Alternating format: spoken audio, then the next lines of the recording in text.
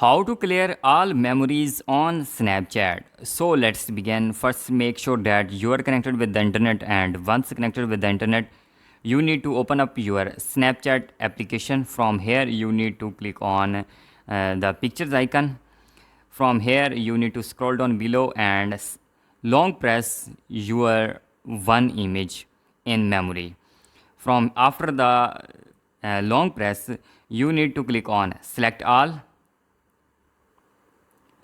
then scroll down below and do this with other images.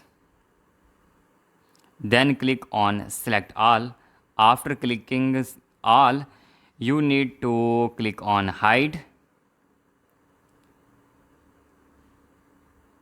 and in this way you can clear your all memories on Snapchat.